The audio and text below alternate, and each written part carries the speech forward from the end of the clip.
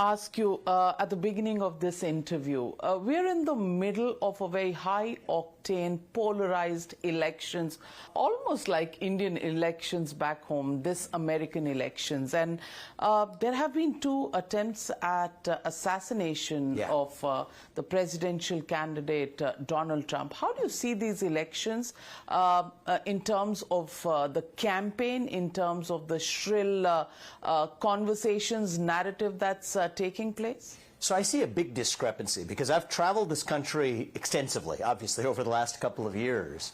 There's a discrepancy between the everyday American versus the portrayals in the media. And I think that this country is actually not nearly as divided as the media would have you believe, or social media, or algorithms. Across the country, I would say 80+% of us share the same basic value set in common. Meritocracy, free speech. That's a big one in America, that you get to speak your mind as long as I get to in return.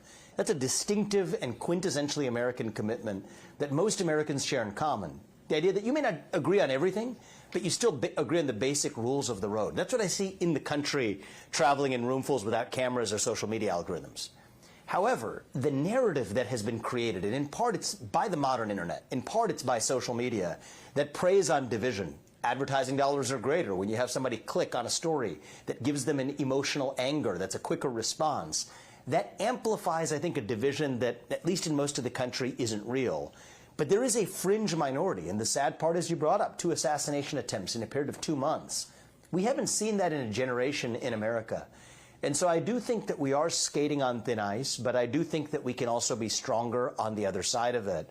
And I hope that those 2 assassination attempts certainly were the worst of what we will see this election cycle. I'm still hopeful that we can unite this country.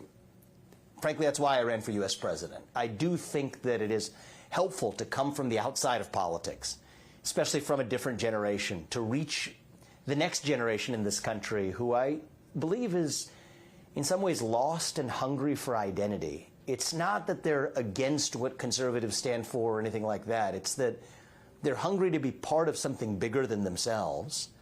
And yet today, so many people have lost their sense of pride in this country. And I think that there's one issue that's more important to me than any other. The economy is important, the border's important, all of these issues are important. But I think a foundational issue is a revival of that national identity and sense of national pride in the United States of America. And I think that's a big part of my mission, both during my own campaign and in what I do next as well.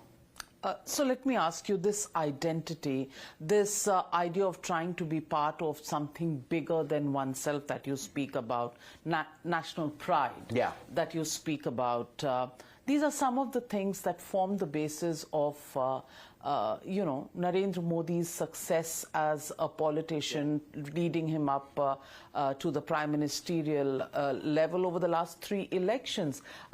Commonality there is coincidental or value system based? I think it's values based. I admire a number of leaders in other countries, and PM Modi is obviously high on that list, of people who have taken pride in their own country. I think that's a good thing for a citizen of a nation to be grounded. We as human beings, we need to belong to something bigger than ourselves. Individual, family, nation, and God, I think, are more powerful as a message than race, gender, sexuality, and climate. Certainly, I'm speaking from a U.S. perspective, but those principles apply to other countries, too. I think people want to know, I'm a citizen of this nation. That means something to me. Not a nebulous global citizen vaguely fighting climate change somewhere. But here in the American context, a citizen of the United States of America, that I'm proud of that's grounded in ideals. I've gotten to know other world leaders in the last year as well. Take a leader like Giorgia Meloni in Italy. She's become something of a friend, somebody who revived Italian national identity. I think in the same way, Modi has been a successful leader in reviving that sense of Indian pride and self-confidence in India. I do think that's an important point. That self-confidence was missing. When I visited India in the 1990s, coming from America, there was a kind of inferiority complex. I'm speaking bluntly, but a psychological sense of inferiority. And I think that a great leader of a nation, not a good leader, but a great leader of a nation, can revive that sense of pride and conviction in oneself, in one's own identity, in one's nation's identity. But I'm looking at this from an American perspective, right? I'm American born, I'm American through and through. I'm proud of my Indian-American heritage and my Hindu faith, but I'm American. And I'm interested in looking at how we revive that shared sense of national identity in the United States of America. And the beauty of this country is it really is founded on a set of ideals that brought together a divided, religiously diverse, ethnically diverse people over the last 250 years. What are those ideals in the country today? Merit, free speech, self-governance, the rule of law. I think if we're being honest, we have lost some of those characteristics in America, but I don't think it has to stay that way. And my mission is to revive them in this country in whatever way I can. I am the future that was born 100 years ago. I am the purpose that emerged with India's independence to be a force for business that makes doing good our business. Towards an independence where knowledge sets us free. To think big and achieve bigger. To take India to the world and the world to India.